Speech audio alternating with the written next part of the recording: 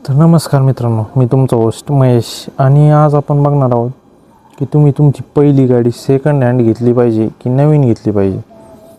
तर हा व्हिडिओ आपण शॉर्टच ठेवणार आहे, फक्त तुम्ही व्हिडिओ पूर्ण बघा. जी पहिली कार आहे ना, तर तुमची पहिली कार तुमच्याकडे जर बजेट असेल आणि तुम्ही याच्या आधी कधीच कोणतीही गाडी वापरलेली नाही किंवा तुमच्या फॅमिलीमध्ये पण कोणाकडेच याच्या आधी गाडी नव्हती, तर तुम्ही 100% सेकंड हँड गाडी प्रिफर करा. आणि सेकंड हँड गाड्या खराब मिळतात असं काही नाही. तुम्ही जर तुमची नजर जर चांगली असेल आणि किंवा तुम्ही एखाद्याला जास्त गाड्यांमधलं माहिती, त्याला डिफेक्ट लवकर कळतात असं जर व्यक्ती जर तुम्ही सोबत घेऊन गेले ना, तर तुम्हाला 100% एक चांगली सेकंड हँड कार भेटणार आहे. आणि आणखीन एक विषय म्हणजे सेकंड हँड कारमध्ये असे बरेचसे फॅक्टर असतात की ते तुम्ही चांगले बघून घेतले पाहिजे. टायर्स, त्याच्यानंतर पूर्ण बॉडी लाईन, कलर, असे बरेचसे फॅक्टर असतात. आणि तसं तुम्ही जर नवीन गाडी घ्यायला जर गेले तर तुम्हाला नवीन गाडीमध्ये जास्त हेडॅक नसतो. नवीन गाडी घ्यायची ठरली, तुम्ही घेतली. पण तसं पण जर बघितलं आपण की एक मध्ये मध्ये व्हिडिओ येतात टाटांच्या गाड्यांचे किंवा महिंद्राच्या गाड्यांचे आहेत, कंप्लेंट आहेत, डिनाय करून चालणार नाही.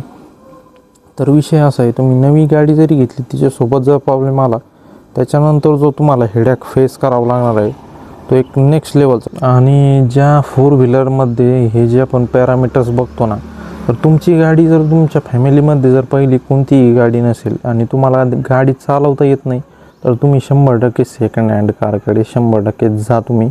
मी तुम्हाला पर्सनली सांगतो आहे. जर तुम्हाला गाडी चांगल्या प्रकारे तुमच्या मित्राची किंवा तुमच्या आजूबाजूला पहिली गाडी होती, तुम्ही शिकलात, तर तुम्ही 100% नवीन कार घेऊ शकता. कारण की तुम्हाला सेकंड हँड कारमध्ये खर्च येणार आहे.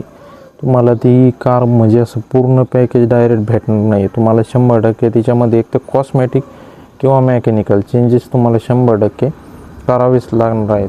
आणि राहिला विषय रिलायबिलिटीचा, तर सेकंड हँड कारमध्ये असे काही अदृश्य प्रॉब्लेम असतात जे की तुम्हाला डीलरशिपमध्ये किंवा तुम्ही एखादी ओळखीची जरी गाडी घेत असाल तरी तुम्हाला ते तिथे दिसून येणार नाहीत. पण ते नंतर तुम्हाला हळूहळू 1-2 महिन्यांनी जाणवायला सुरुवात होते, का की ऑलरेडी त्या गाडीची एज झालेली असते. आणि आणखीन एक ड्रॉबॅक सेकंड हँड कारचा, तुम्हाला इन्शुरन्सवरती जास्त प्रीमियम भरावा लागतो आणि गाडीची जी डिप्रिशिएशन व्हॅल्यू असते ती पण वाढलेली असते. आणि ती गाडी सपोज तुम्ही जर घेतली तर ती नंतर तिचं एक्सपायर जर झाली तर ती तुम्हाला तिची काहीच व्हॅल्यू राहणार नाही आहे. ह्या गोष्टी थोड्याशा लक्षात घ्या. पण तुम्हाला जर गाडी येत नसेल आणि तुम्हाला गाडी घेतल्यानंतर जर शिकायची असेल तर तुम्ही 100% तुमची पहिली गाडी सेकंड हँडच घ्या. मग ती तुम्ही भले आल्टो घ्या 1 लाखाची किंवा 80,000पर्यंत. म्हणजे तुम्ही एकदा चांगले शिकले ना, तर नंतर तुम्हाला प्रॉब्लेम येणार नाही. तुम्ही जर नवीन कोरी गाडी जर शोरूममधून काढली आणि त्याच्यानंतर त्या गाडीवरती जर स्क्रॅच पडले किंवा देव ना करो इकडे तिकडे थोडीशी टच जर झाली, तर तुम्हाला बराचसा प्रॉब्लेम फेस करावा लागणार आहे. आणि अशाच पद्धतीने तुम्ही जर नवीन गाडी जरी घेतली तरी हे सगळं चेक्स आहेत ना, हे चेक्स एकदा बघून घेत जा.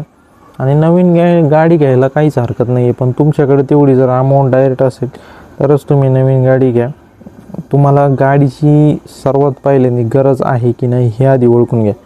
तुम्ही जर सिटीमध्ये जर राहत असाल तर सिटीमध्ये 4 व्हीलरचं काही काम नसतं. जर तुम्ही प्रत्येक शनिवार रविवार विकेंडला तुम्ही 100% कुठेतरी फिरायला जात आहे तर 100% तुम्ही 4 व्हीलर किंवा कार घेऊ शकता.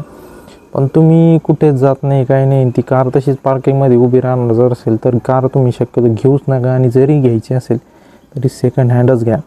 मी तुम्हाला सेकंड हँड घ्या का म्हणून सांगतो आहे की सेकंड हँड कारमध्ये तुम्हाला एक अनुभव पण येऊन जातो आणि तिच्यासोबत जर थोडेफार एक्सपेरिमेंट जर झाली तर त्याचा एवढा जास्त माणसाला फरक देखील पडत नाही. कारण काय, आपल्या नवीन गाडीवरती एक स्क्रॅच पडला आहे किंवा बंपर निघले हे तर कोणाला आवडणारच नाही.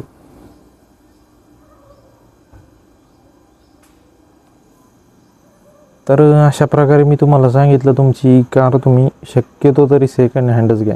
आता व्हिडिओ तुम्ही जर पूर्ण बघितला असेल तर चॅनलला 100% सबस्क्राईब करा. आपण मराठीमधून क्वालिटी कंटेंट देण्याचा प्रयत्न करतो आहे. धन्यवाद.